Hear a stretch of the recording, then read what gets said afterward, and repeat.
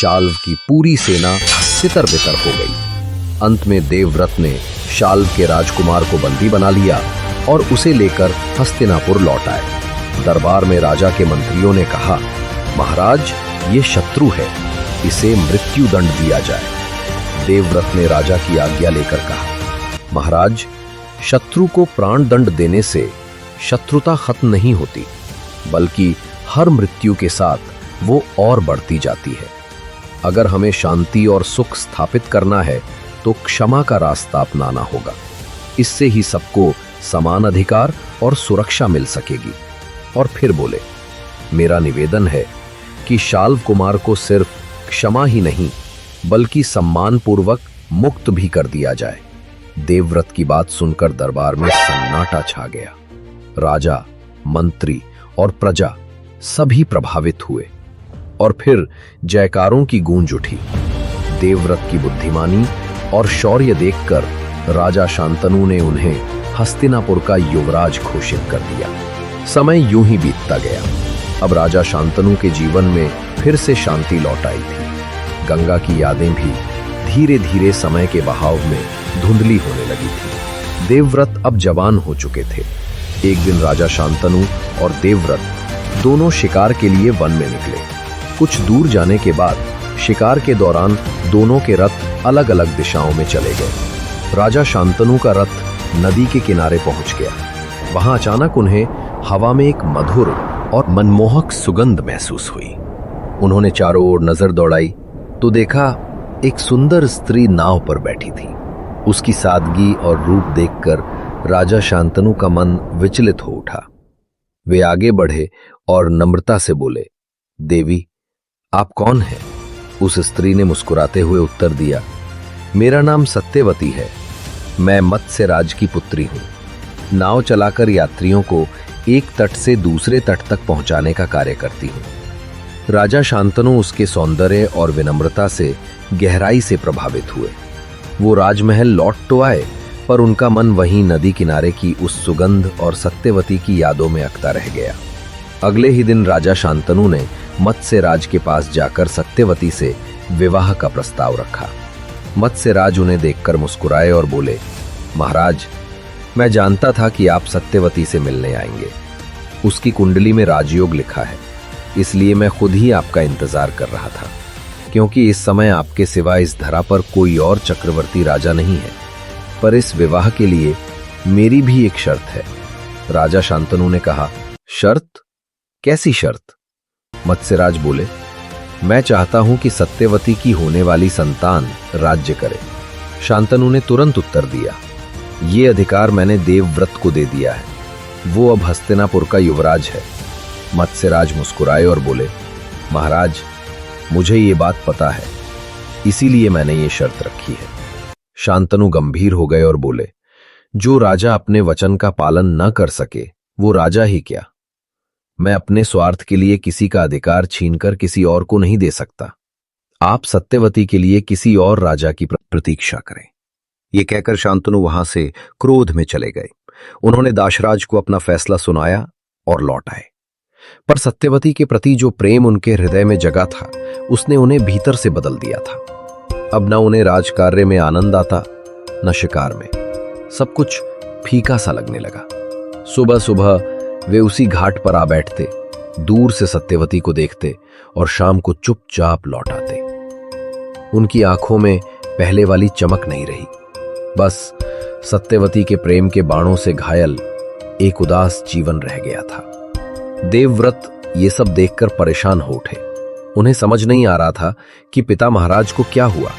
उनकी तृष्णा, उनकी बेचैनी बार बार उनके मन को सताने लगी। एक रात देवव्रत को पता चला कि पिता इस विषय में दाशराज से मिल चुके हैं और तब से ही वे ऐसे जी रहे हैं। ये सुनते ही देवव्रत ने अपना रथ तैयार किया और दाशराज के घर पहुंच गए। वहां उन्हें पता चला कि दाशराज ने शांतनु से विवाह की शर्त पहले ही रद्द दी थी।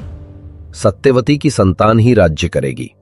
देवव्रत ने कहा, महाराज, ऐसा वचन आपको दे ही नहीं सकते थे। दाशराज ने उत्तर दिया, एक राजा ये वचन कैसे नहीं दे सकता? यदि राजा को ये अधिकार नहीं है तो फिर किसे है? देवव्रत बोले, ये वचन वे दे ही नहीं सकते दाशराज, क्योंकि उन्होंने ये वचन मुझे दे दिया है। तो वे आपको वो वचन कैसे दे सकते हैं? एक वस्तु या पद किसी दो व्यक्ति को तो नहीं दिया जा सकता ना? ये तो अधर्म होगा ना दाशराज। देवव्रत ने आगे कहा, चूंकि पिता महाराज ने वो सिंहासन अपने बाद मुझे दिया है, तो मैं चाहूं तो ये किसी को दे सकता हूं। तो मैं गंगा पुत्र भीष्म आपको ये वचन देता हूं कि देवी सत्यवती और महाराज के ज्येष्ठ पुत्र ही हस्तिनापुर के राजा होंगे। मैं अपना अधिकार छोड़ता हूं। दाशराज उस बात पर स्तब्ध हो गए। उन्होंने देवव्रत को प्रणाम किया और बोले, हे युवराज, आपके जैसे पुत्र पाकर हस्तिनापुर धन्य हुआ। पिता की प्रसन्नता का दाम अपने भाग्य से चुकाना हर किसी के बस की बात नहीं। आप जैसे पुण्यात्मा के कदम से मेरा घर भी पवित्र हो गया। पर अब भी एक दुविधा है। देवव्रत ने पूछा, क्या दुविधा है दाशराज? दाशराज बोले, जैसे आपके पिता को अपने वंशजों की ओर से वचन देने का अधिकार नहीं था, वैसे ही आपको भी नहीं है। भविष्य में अगर आपकी संतान उस सिंहासन पर अपना अधिकार जताए तो क्या जवाब देंगे आप? देवव्रत शांत होकर बोले, तुम्हारी शंका निराधार नहीं है दाशराज, पर मैं अब इस शंका का भी निवारण कर देता हूं। हाँ, मुझे अपनी संतान की ओर से वचन देने का अधिकार नहीं है, पर संतानहीन रहूं इसका तो अधिकार है। और फिर उन्होंने कहा, हे दाशराज, आप सुने, ये धरती सुने, ये आकाश सुने। मैं इन सबको साक्षी मानकर ये प्रतिज्ञा करता हूं कि मैं जीवन भर ब्रह्मचारी रहूंगा, कभी विवाह नहीं करूंगा, संतानहीन ही रहूंगा और संतानहीन ही मरूंगा। ये मेरी अखंड प्रतिज्ञा है। जैसे ही उन्होंने ये प्रतिज्ञा ली, क्षण भर में मौसम बदल गया। आकाश में बिजली चमकी, बादलों ने गर्जना की और देवताओं ने पुष्प वर्षा कर उन्हें आशीर्वाद दिया। जयकारें गूंज उठी। यही वो पल था जब देवव्रत ने अपने पराक्रम और अपने वचन से इतिहास में वो परिचय पाया जिसे बाद में सबने भीष्म कहा। आज की सीख, भीष्म प्रतिज्ञा से। भाई सोचो भी, भीष्म को देखो, वो ऐसा योद्धा था कि देवता भी डरते थे। इतने शक्तिशाली, इतना कुशल, और फिर भी उन्होंने शक्ति का रास्ता नहीं, धर्म का रास्ता चुना। वो हस्तिनापुर के असली उत्तराधिकारी थे। राज्य, वैभव सब उनके पास था। फिर भी उन्होंने अपने पिता की संतुष्टि के लिए राज सिंहासन को धूल जैसा समझ लिया। यही भीष्म का वो त्याग है जो हमें सोचने पर मजबूर कर देता है। और हां, वो युद्ध भूमि में सबसे बड़े योद्धा थे, लेकिन उन्होंने अपने वचन को कभी न तोड़ने के लिए शादी नहीं की। यानी अपने दिए हुए वचन और धर्म का पालन करने के लिए अपने व्यक्तिगत सुख को उन्होंने हमेशा पीछे रखा। सोचो, इतनी बड़ी शक्ति, इतना बड़ा अधिकार, और फिर भी कर्तव्य और धर्म को पहले रखा। भाई, भीष्म ने हमें यही सिखाया। सच्चा धर्म वही है जहां स्वार्थ नहीं, केवल कर्तव्य हो। राजा बनकर नहीं, बल्कि संरक्षक और आदर्श बनकर उन्होंने जीवन जिया। अब देखो, आज हम कहां हैं? हम इतिहास पढ़ते हैं, पर क्या सच में सीखने के लिए?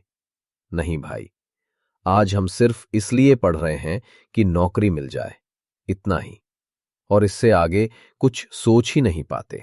लेकिन समझो, इतिहास, हमारे पूर्वज, हमारी सभ्यता, ये सब सिर्फ इसलिए है कि हम उनसे जुड़े रहें, सीखें और सही रास्ता अपनाएं।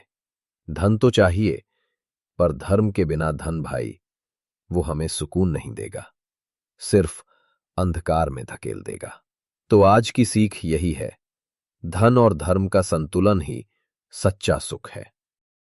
दोस्तों, अगर आपको ये वीडियो पसंद आई हो तो कृपया इसे लाइक करें, सब्सक्राइब करें और अपने दोस्तों के साथ शेयर जरूर करें।